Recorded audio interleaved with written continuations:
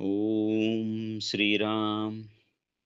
सर्व श्रोत्यांना हृदयापासून प्रेमपूर्वक नमस्कार.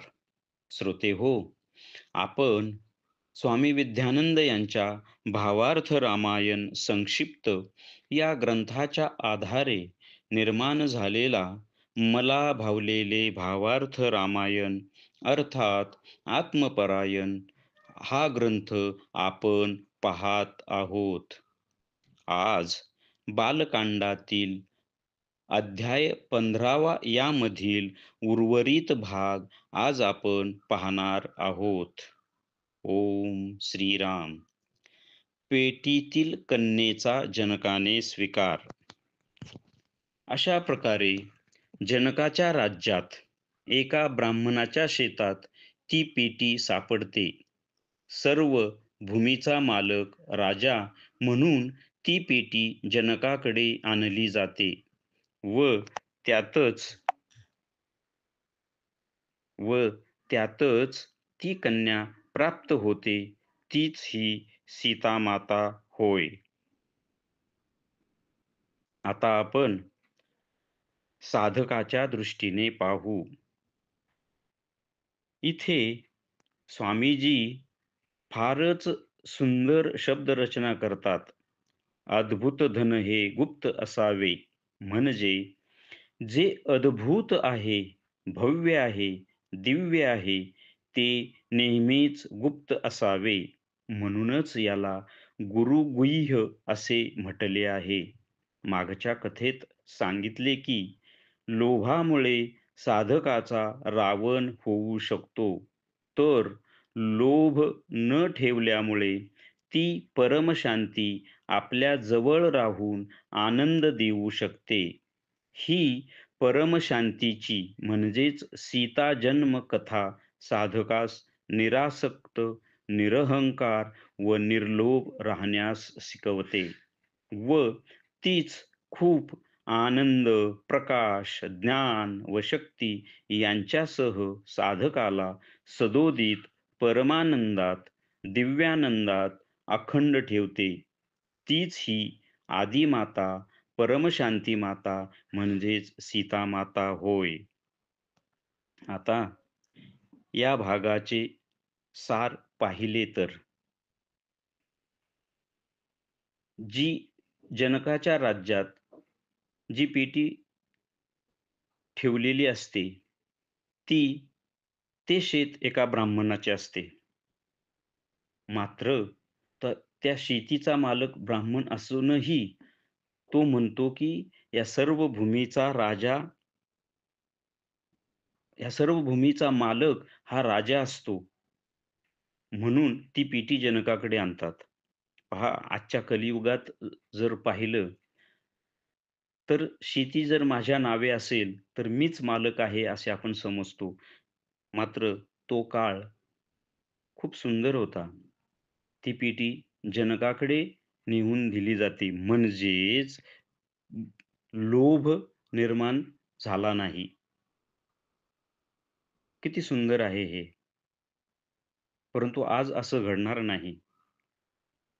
इथे साधकाच्या दृष्टीने पाहिले तर पहा, कथेमध्ये जे पेटी सापडते त्याला आपण गुप्तधन म्हणतो. आणि अध्यात्मामध्ये गुप्तधन म्हणजे काय? अध्यात्मामध्ये गुप्तधन म्हणजे सद्गुरूंनी अंतरंगातून जे ज्ञान मला दिलेले असते, त्याला अद्भुत असे गुप्तधन म्हटले पाहिजे. म्हणजे कसं पहा, समजा मी ध्यान साधना करतो आहे. मला उच्च स्तरावरील अनुभव येत आहेत. ते अनुभव बाहेर कुणालाही माहिती होणार नाही. ते फक्त माझं मलाच समजणार. मात्र तिथे सद्गुरू चैतन्य रूपाने हजर असतात व त्यांना मात्र त्या अनुभवाचे पूर्ण ज्ञान असते व तो अनुभव त्यांनीच शिष्याला दिलेला असतो. व असे अंतरंगातील जे दिव्य अनुभव असतात, देणारा सद्गुरू असतो, त्यालाच इथे गुरुगुह्य असे म्हटले आहे. व असे हे जे गुरुगुह्य ज्ञान असतं, ते साधकाने स्वीकारल्यानंतर त्यापासून निर्माण होणारी जी शांती आहे, त्या शांतीचा स्वीकार केल्यानंतर किंवा स्वीकार करताना ती त्याने निरहंकारतेने, निर्लोभतेने व निरासक्त राहून त्या शांतीचा स्वीकार केला पाहिजे.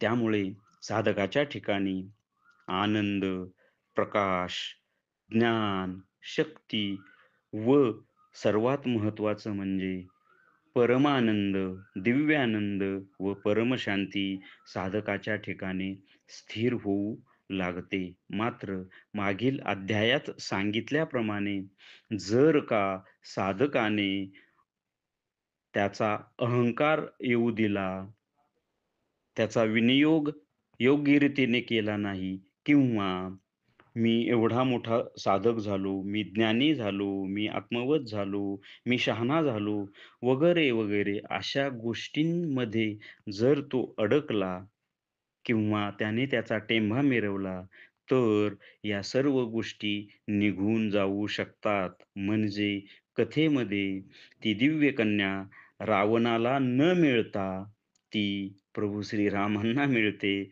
तद्वतच साधकाला सुद्धा जर या दिव्य अनुभूतींचा, दिव्य ज्ञानाचा जर अहंकार झाला, तर हे सर्व साधकाकडून निघून जाऊ शकते. हे साधकाने सतत लक्षात ठेवले पाहिजे. म्हणून साधकाने नेहमी काय करावे? सद्गुरूंनी आपल्याला जी साधना दिलेली आहे ना, ती आपली प्रामाणिकपणे करावी.